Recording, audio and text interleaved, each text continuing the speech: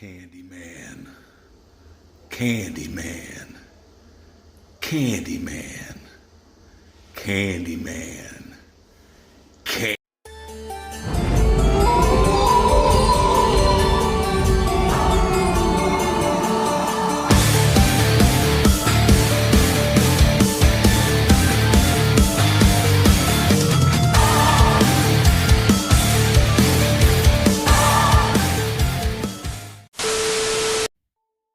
Hey everybody, it's Drewski McGillicuddy and The secretary. and we just went and watched the new Candyman. And I've got I'm conflicted. There's a lot of good about this movie, and I don't want to spoil anything, so I'm going to try to keep it vague, but I want to talk about the good, and then I want to talk about the conflicting. There's some problems with the movie. We'll do our best to get through this. And then you could always leave a comment in your comments section down below and let me know if I'm just a jackass or something. I don't fucking know. You know how these things work. You watch the review and then, you fucking... Go watch it yourself. Anyway, point of the story is, why are you on your fucking phone? We're trying to do a goddamn movie review. I'm looking up my stuff here. I'm doing the secretary things. I mean, that's something you could have did before we hit record. You didn't give me time. Oh, it's only got a 6.2. Ooh. I bet a lot of people picked up on what I'm picking up on, like 6.2. See, but this is the opening night. It's either going to go up or it's going to go down.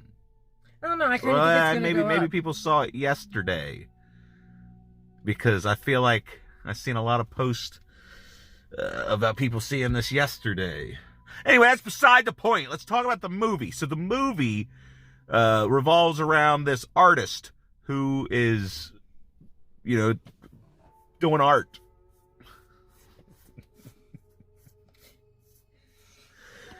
But basically, he discovers the story of Candyman, and he starts investigating, and then strange happenings start occurring, and then you find out some shit that'll blow your fucking mind, especially if you're that's fucking spoiler.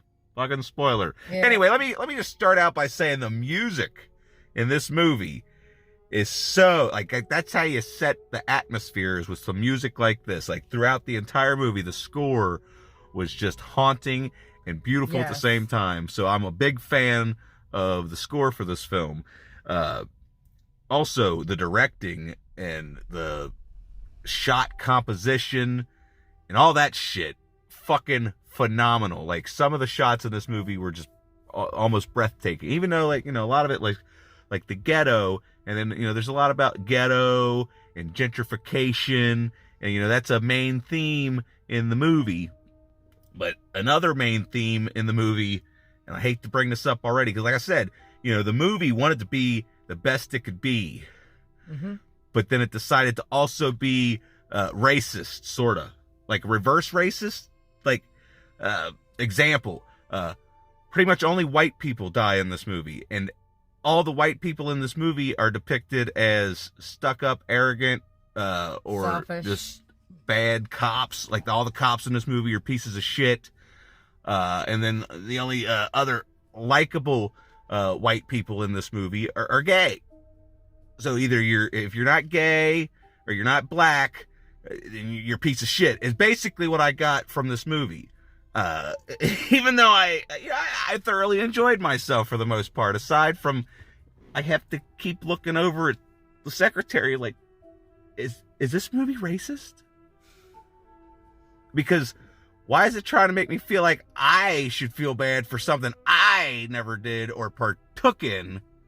And then, don't get me wrong, this shit that is depicted in this movie still happens today. I'm not taking anything away from that, but the way this movie just ham-fists it to you, it's saying, all these cops like to kill black people. All these cops like to kill black people.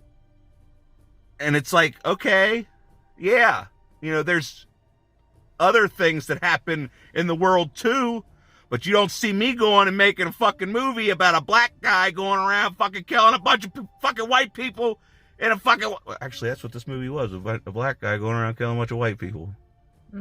So, spoiler alert!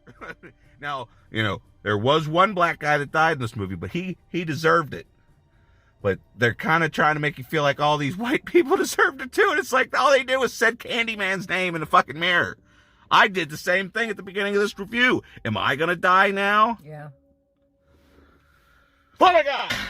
But seriously, the movie itself, because I can, watch a movie that's trying to depict me as evil and racist, and I can enjoy it for what it is. And I did for the most part. But I don't appreciate the movie depicting all the white people in the movie as inherently bad and then killing them all, which, I enjoyed watching them die. I'm not gonna lie. but I cannot be the only one that noticed this. Okay? I can't be. But yeah, like I said, the performances in this movie were phenomenal. What was his name? Troy? The gay black guy. He was fucking hilarious.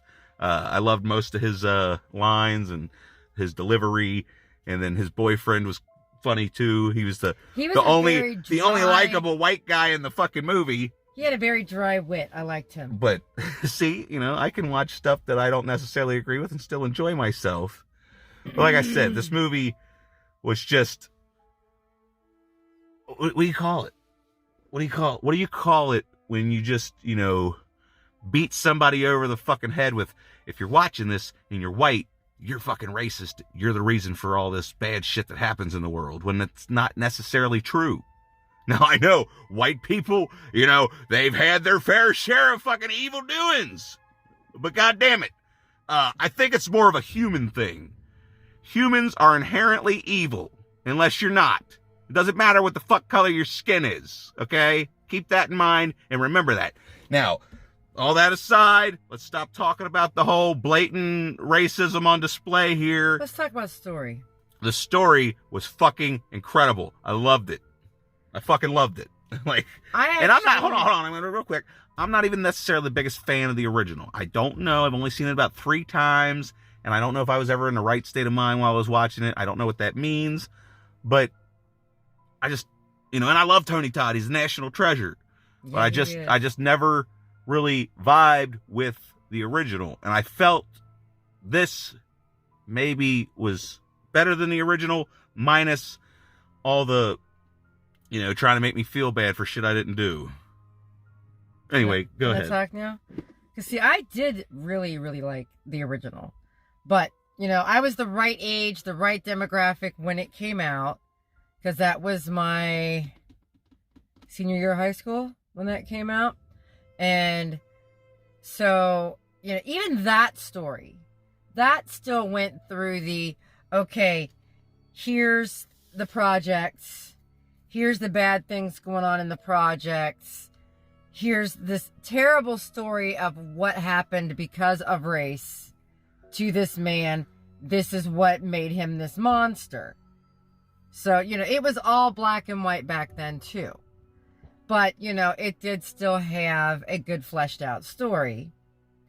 And, I'm a Clive Barker nut, so I, read the story as well. But anyway, so I was a little worried going into this one that they were either going to bastardize or try to overly force the story.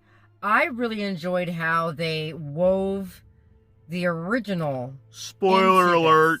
Let's just, no. I'll have it pop up, a couple seconds before you say that. No, you're totally spoiling. No, it's not a spoiler. Nobody needed to know that the original had anything to do. Everybody thinks this is a fucking remake. Well, no, it's not put as a remake. I know. But the way... Okay, go ahead. So, no, you were talking about the guy, the artist who was doing art things. He was going and doing research. His research took him to the story of the original movie. Spoiler alert. That's not a spoiler. They never even fucking mentioned it in the goddamn trailer, so obviously it's a spoiler. Doesn't fucking matter. It doesn't fucking matter, all right? I fucking put a little spoiler alert warning right before she said that shit, so you shouldn't be all pissed off. It doesn't spoil the ending. Just go see the goddamn movie. It doesn't spoil anything that happens. All right, well, now that we have the spoiler alert out of the way, I wanted to talk about all these white people dying.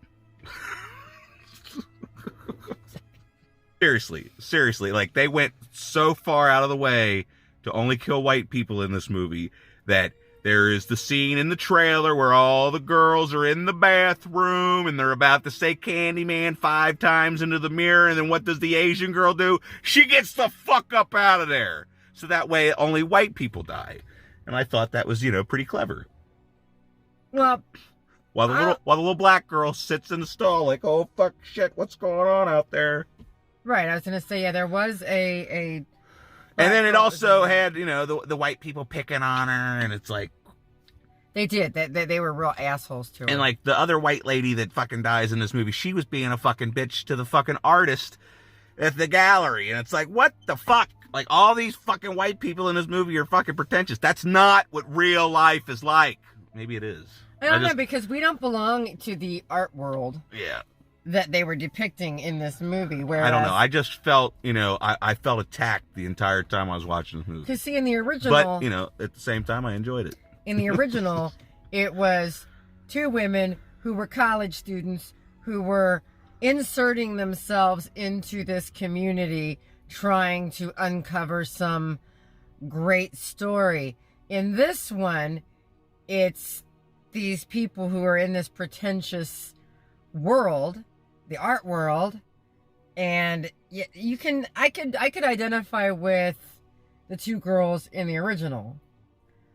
I really couldn't identify with a lot of the characters in this one. That's As likable as they were. Yeah, as likable as they were. Like, that's the other conflicting thing. It's like all the characters were likable, even the bad guy. Like, because there is a bad guy in this movie, and you don't think of him as a bad guy at first. He's just the storyteller. He's the one that tells you the story about Candyman, the other Candyman. Because apparently these Candymans have been happening all throughout history, and it's remembering them that gives them their power, which I thought was fucking incredible. That's why I'm conflicted with this movie. Is ham-fisted as the whole racism. I mean, I guess the movie's about racism, but like they overdid it a little too much. They pushed that agenda a little too hard. A little too much. I mean, they could have not only killed white people, because like I said, the only black person that dies is the bad guy that's trying to, do bad things. The perpetrator. But then again, he's just trying to make the memory live on, Right, he's the perpetuator. But Troy, he's the perpetuator. He's the one that fucking told the fucking story about Helen. So if it wasn't for him telling that fucking story, true, then Anthony wouldn't have got all fucking obsessed with with the fucking story. But like the way he gets obsessed with the story and he deteriorates from the bee sting, which I thought was incredible.